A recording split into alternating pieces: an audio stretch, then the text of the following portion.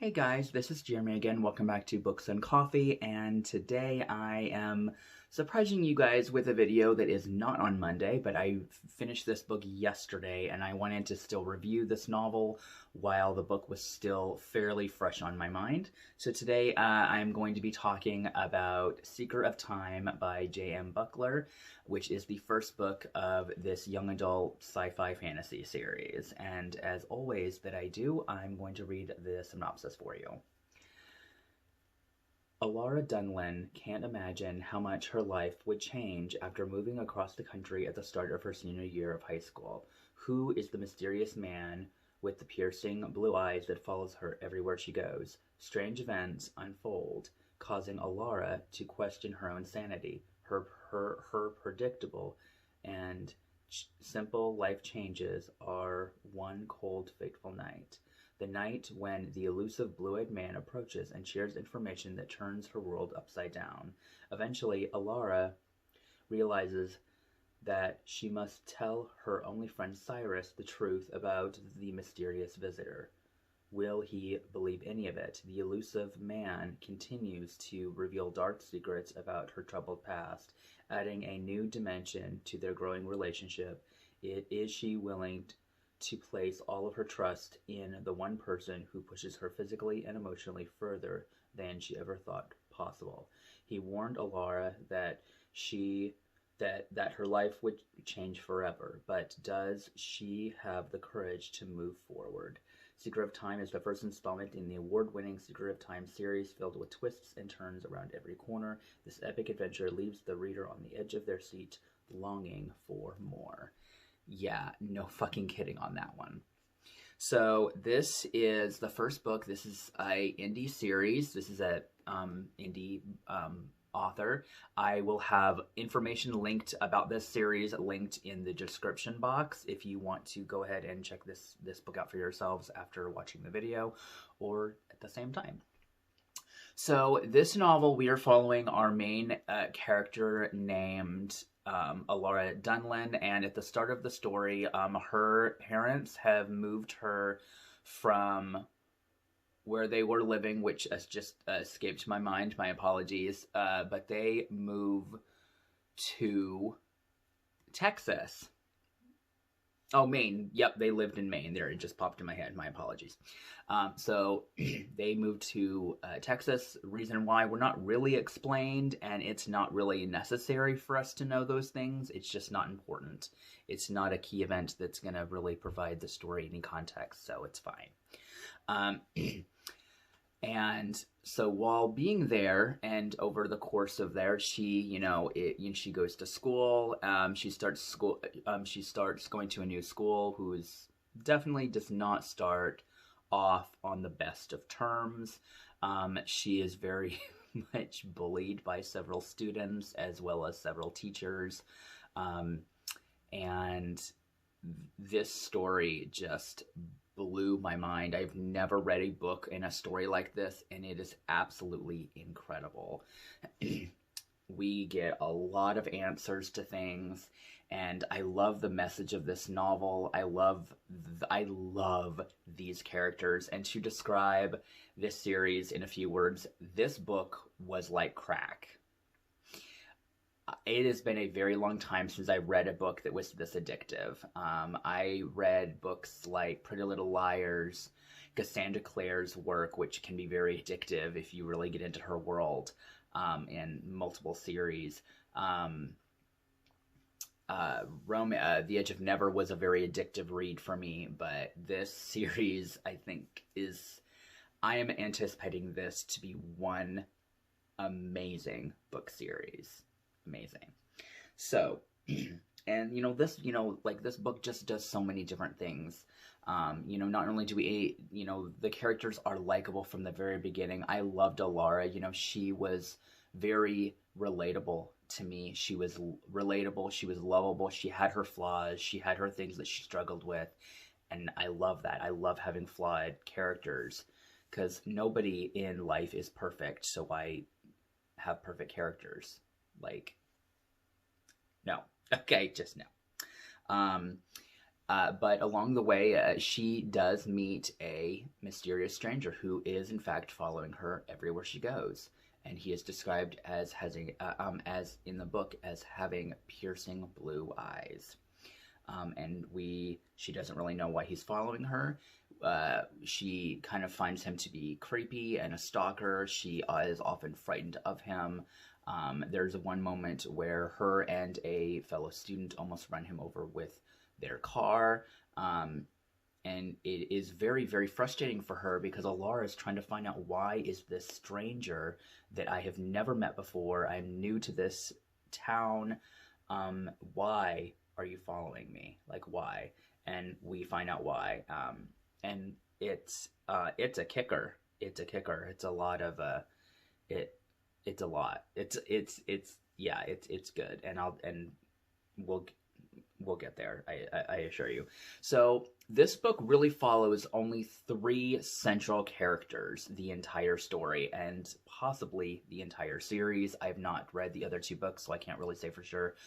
But we follow Alara, who the story is narrated through, which I thought she was a fantastic narrator. Absolutely fantastic. I loved being in her perspective, and from what I've kind of peeked at the other 2 books, the rest of the trilogy will also be written in her perspective. I love that. However, I would love to see like a short of being inside Jax's perspective, which is the not stalker, the not stalker. He's not really stalking her. I assure you, he's not really stalking her. He's more looking after her and kind of keeping an eye on her for a lot of completely valid reasons. So this book does a great job at telling the reader exactly what's going on. What I really appreciated about this book was I was never bored. And normally with books, I'll have to get like 100 pages in, or a nice good chunk before I get thoroughly invested. And it's kind of nice how often indie authors do so much better job at telling good stories than traditionally published authors. That's why I've always supported indie authors. So anyway, small tangent, back to the book now. So going to school, we have a lot of little, how do I describe this? Adventures that happen in school that we're going to talk about. So I've got my phone here, and we're going to go through, so first day of school, she had, and her first class is Spanish, with Miss Sierra Lopez, or Sierra Rita Lopez, or as I like to call her, Bitch Lopez, because that's what she was the entire book. The entire book. Okay, granted, she only has like a handful of scenes, but, you know, for the sake of context, we're going to just say the whole book. So, we are going to read off some of the quotes that are from this book that just made me really hate her. Like, I really don't like you. You're a terrible person. So, and let's see here.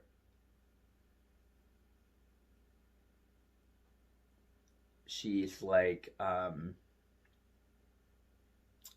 is she saying? I'm trying to find the thing here. Okay, we are gonna go with,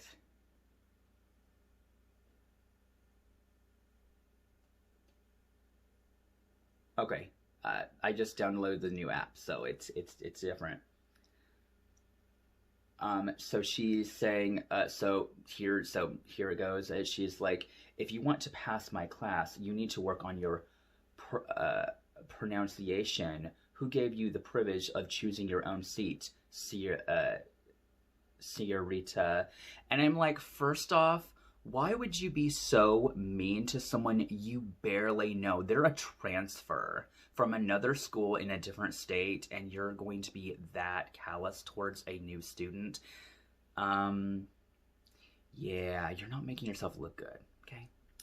And then it's Alara, and I thought I could sit wherever I wanted. I entered, motioning to the empty classroom. Well, you thought wrong, she snapped. Freshmen have assigned seating. Okay. Um, and but I'm not a freshman. Her nostrils flared as she inhaled a deep breath as she moved closer. That may be, but you are in a freshman class, therefore you shall be treated as one. Um, no. And then we move down, and it says, I shut my eyes, wishing she would yell rather than speak in such a patronizing tone. Yeah, very patronizing and really bitchy. You're a fucking bitch. And then it goes further. She's like, where would you like me to seat? I asked, refusing to meet her gaze. She pointed towards the desk in the front row. A senior with such maturity should be at the center of attention. What are you doing, Miss Lopez bitch? Oh my gosh, I really don't like her. Like, she, like you're rude to this girl for no reason. Like, yeah, no. Just no with that one. Oh gosh, that just boils my, I just, what? Just no.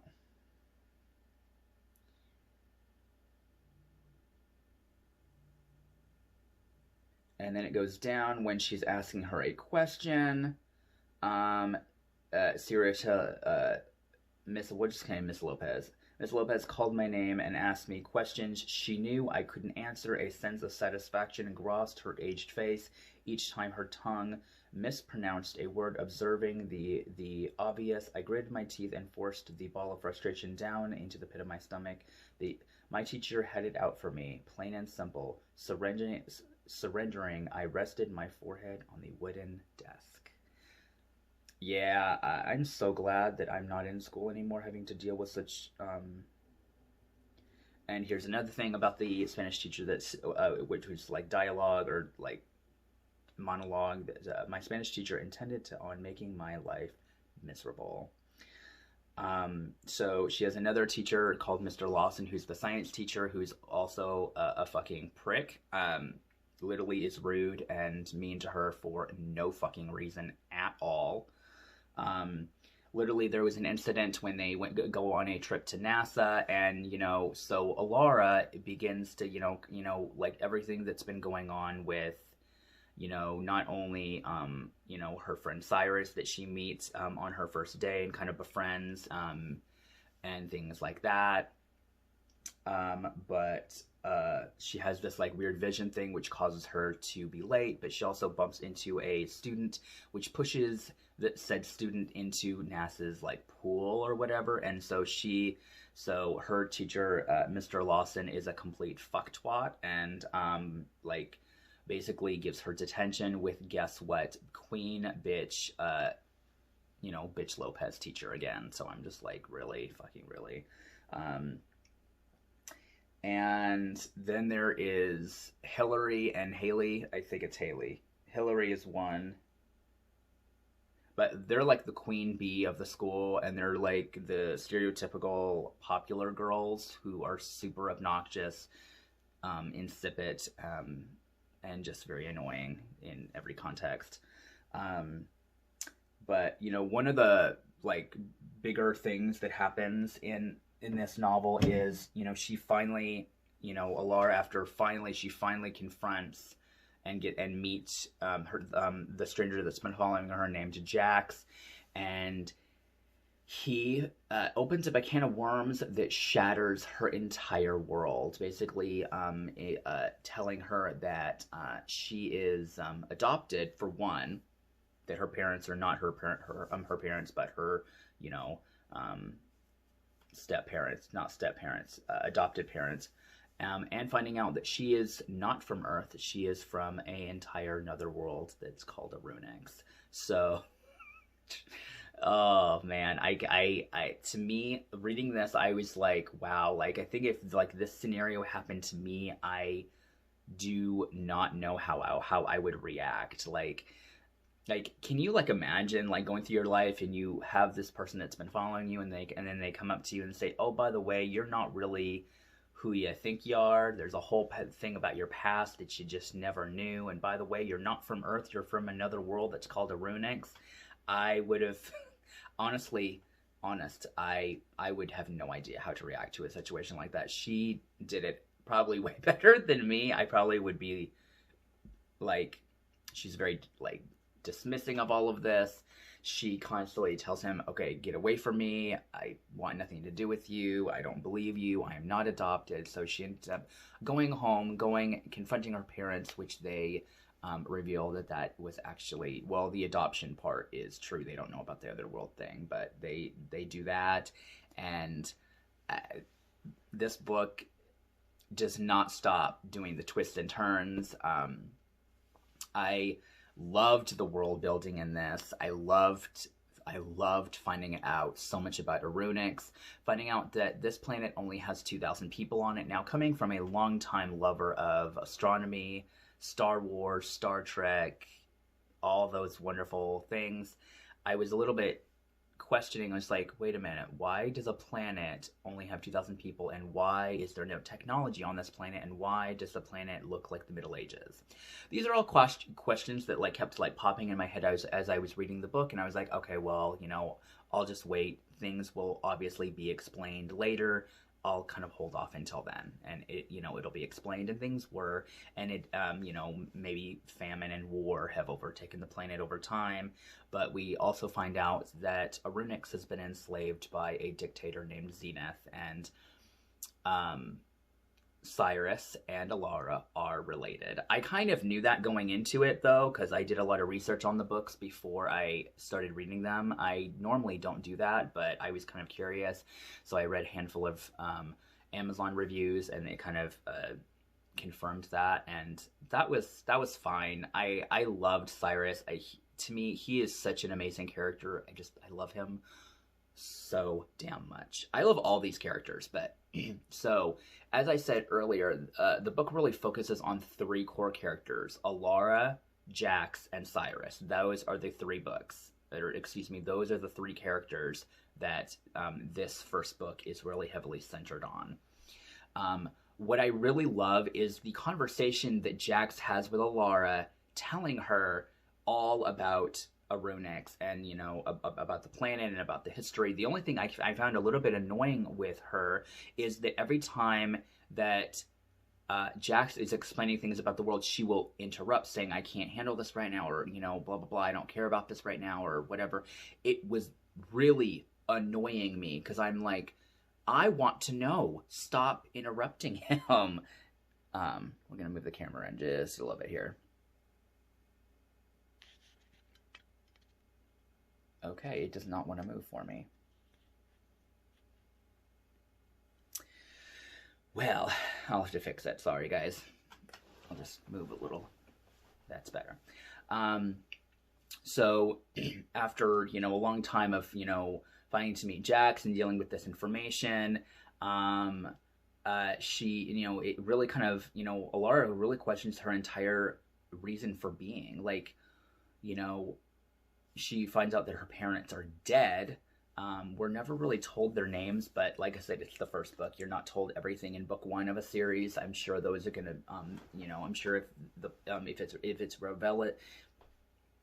relevant to the plot, we will find out in the other books. So it's fine. I completely understand. First books, you're not told every single fucking detail for a story. It will be explained later. So that's fine with me, and I understand. For me, this, and finding out about all of this, and to me, what I really kind of don't understand, oh, by the way, Cyrus's adoptive father is a colossal piece of human garbage, by the way. Like, he literally basically said, well, you're not my son, when he found out that he did not want to go to the college that he wanted him to, and you're just a prick. Yeah, just a prick. Just a horrible person, really. And the very fact that I don't like how parents try to live vicariously through their children, just because they didn't experience something, or they don't have the smarts, so they want their kid to do it so badly. I don't know, I think we should really ask what the kids want, versus what we want for them.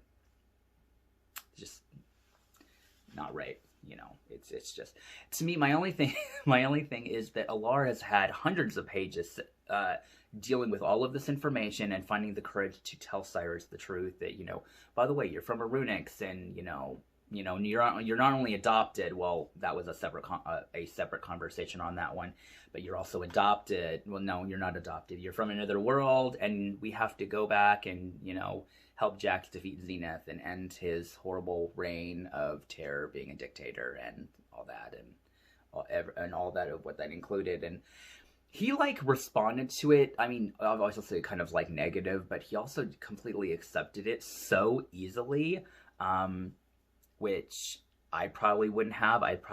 My mind would be blown at the very idea of all of this.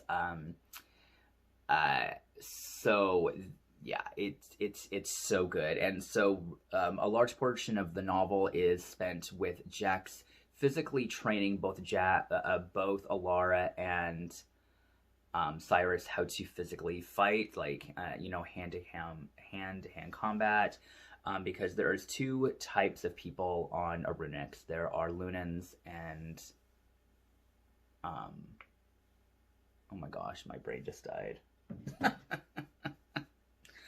It's been a tough morning, and I think I need some coffee. So, coffee break. But basically, they are two different types of people. One where their powers work between night and day, and Alara does have powers in this book. She basically she can run with a lot of endurance. She can see really well at night, and she has like superhuman strength. And Cyrus has superhuman strength. And yet whenever whenever Cyrus and Alara are together, they feel like there's like this really like warmth around each other. And Jax has been waiting 9 years to finally able to tell them the truth, and he couldn't before because they had to be 18 years old before, because they had to be of age, because that's when their powers developed. So this story is truly amazing. I cannot wait to see what the next two books for this series entail. I really hope I've said something that have interested you guys. Trust me, this book is absolutely incredible. And please don't go to the Amazon, or please don't go to the Goodreads reviews. It's just so many hateful people there. It just makes me so sad to see people ripping down an author. It's just so sad. So I really loved this book. There's so many quotes. There's this one quote that's actually on the back that made me swoon so hard. I cannot guarantee you, I cannot guarantee I'll be the person you want in your life, but I'll do everything in my power to be the person that you need. That is just, I shipped Jax and Alara from the get-go. Like, I can't wait to see their relationship unfold. It is just the most swoon-worthy adorableness ever, and I love them. This book, and I love this cover. So I will say, when I first saw the cover and the title, I thought that this illumined, I can't talk today. I thought this, like the impression that it gave was that this was going to be having to do with time. And it does actually have a lot to do with it, because Jax has a power too. He is what is called a seeker, and what seekers have the ability to jump, as they call it. Basically, it's just a fancy name of teleporting from Arunix to Earth and then back and forth. I really love the world is that if a seeker wants to jump for selfish reasons, their powers will not work. I think that is so cool. I love that idea behind it. I think it's so interesting, and I'm really very interested in the next two books, because I cannot wait to see this world unfold more, get to know these characters a lot more. This is not I will not be continuing this series just yet. The next two books are unbelievably big. If you can see the spines, they're really, really long, and very, very big. So Right now I'm listening to one on audiobook and reading one myself. I won't say the titles because I've done that before, where I'm saying, oh, by the way, this is the next book I'm gonna review, and it doesn't happen. And I promised I'm not gonna do broken promises on this channel anymore. But like I said, this book really is worth it. I loved the storyline. I loved the writing. I loved the world building. I'm really anticipating the next couple of books, and it's worth everything. Plus, if you have a Kindle, this book is only $2 right now. I like $2. That's almost nothing. That's cheaper than a loaf of bread, okay? So highly recommend. I will leave the link once again down for the description box below for you to check out this book. It is absolutely incredible. Jan Buckler is a fucking genius for writing this. I'm kind of like blown away by this whole book. So I am gonna go now. I hope you guys have a wonderful day, and thank you so much for watching. I hope you liked this, and if you want to hit that subscribe button, it helps to support the channel. I would greatly appreciate it, and I hope you guys have a wonderful day, and I will talk to you guys again soon. Bye. Hey, so I had ended my video, and I had realized there was quite a bit more quotes that I still wanted to read off, so it's just gonna be put on the tail end of this video. So Alara ends up waking up late one morning because she was, you know, off training and things like that, and so she is late getting to school, so she's late into Bitch Lopez's class. And so she says, didn't have a ride to school this morning, so I walked. And she responds with, and exactly how is that our problem? And Alara's like, it's not detention. Like I said, bitch feels pretty well. You're a horrible person. You don't deserve to be a teacher if you cannot understand that sometimes things happen, okay? It's just, oh gosh. So basically, and then she goes, Thursday after school, you can help Coach Burnell deep clean the bleachers before the big game on Friday night. And then like I said, so this next part, she's serving detention after the whole NASA incident happened with the pool in Bitch Lopez's class, because why not? I knew that would happen when he said that it'll be in a that you would serve detention in a teacher of my choosing. How did I know he was going to pick her class? It's just blatantly obvious. It's so obvious. Like it's like he knew that Alara did not like her. Yeah, and gosh. And then this is pretty much the last time we actually ever see her on page, and thank goodness for that. So that's on Kindle pages. It's on page 126. I don't know if that's going to be the same in the paperback edition, but it says, if you break my file cabinet, you will spend every afternoon for the rest of the school year in detention. No, she wouldn't. You cannot give someone detention for accidentally breaking your file cabinet, okay? You're a bitch. Oh my gosh. Freaking hate her so much. She is my most hated character in this entire book, because she had no grounds for. It'd be one thing if she said something that would offend the teacher, or she was acting up or whatever, but I digress. She was not, and she was just annoying. Here's another quote that I highlighted that says, I couldn't hang out this weekend. I got held up at that by that stalker guy. Turns out he knew us when we were born, and he told us that not only were we adopted, but we're twins. Crazy, right? Oh. And he also mentioned that we have superpowers and are from another planet. So how was your weekend? It's my favorite interaction in this whole book. It's like a monologue of her basically trying to tell Cyrus, or like it's her like inner monologue trying to tell this, and it is so funny.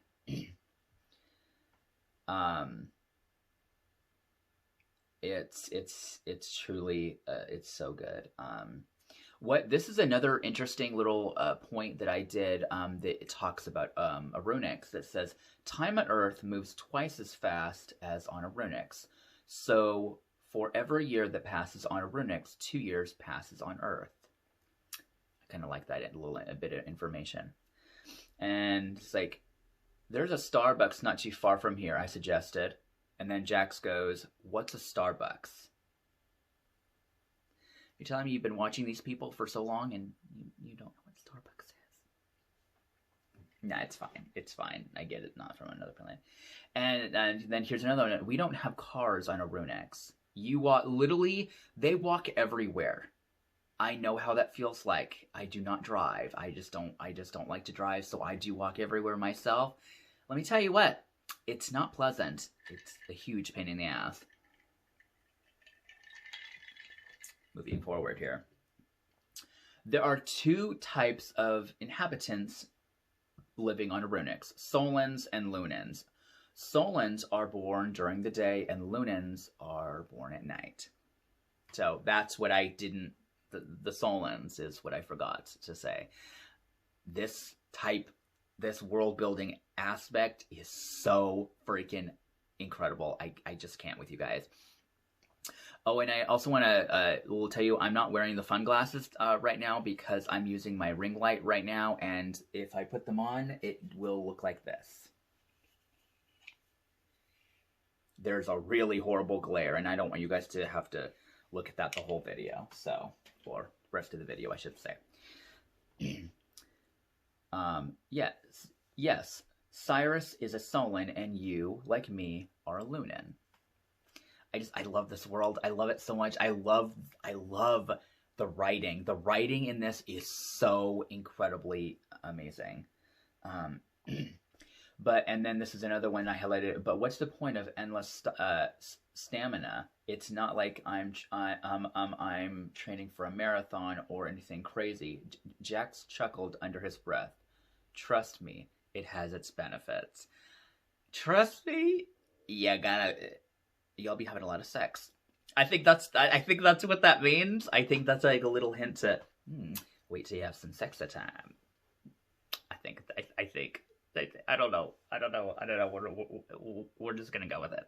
Next one is, and this is the same quote that I read. It's on the back of the book. I cannot guarantee you I'll be the person you want in your life, but I'll do everything in my power to be the person you need. And that was said by Jax to Alar. Like, oh my gosh, a little, wow, my heart is so cute. And this is like a little like awkward thing that that Cyrus says to Alara, where he's like, "You okay, sis?" And that's just fucking weird. That's so weird because they were like almost like romantically involved, and I'm like, let's not have like a Luke and Leia situation going on here. But they didn't know that they were related, so I give them a slap to the wrist. It'd be one thing if they knew, then, and they were still wanting to be romantically involved. That would be really fucking creepy. But like I said, I'm going to give them a slap to the wrist because they didn't know, so it's fine. And this is another part where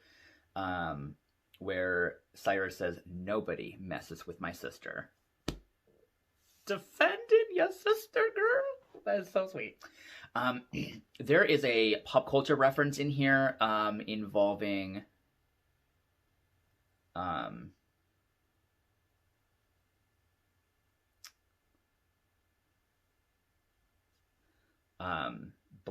Marvel characters. If I can find it, I have it highlighted here.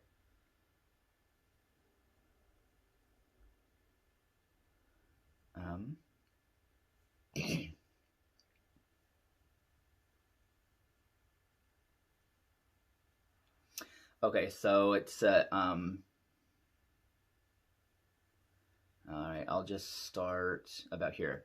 I don't know why you're complaining when the sun's up, your strength rivals Thor. Now you're talking, he said, offering me another fist bump. I tapped my knuckles with his. So, what does that make me? He tapped his chin. How about Black Widow? No way. Captain Marvel is way cooler. No, she's not. Scarlet Witch all the way, honey. Good point, he agreed. What kind of a badass, and considering you saved me from getting my neck sliced by, he paused, inclining his head towards Jax and shook with a blank expression, bewildered by his superhero reference. That guy can be Captain Marvel. Thanks, Thor, he teased. Can you call Tony and tell him I joined the team? He bit his lip, trying to keep a straight face. I already did. Jarvis is helping him build your new suit. I love that. I love having that reference.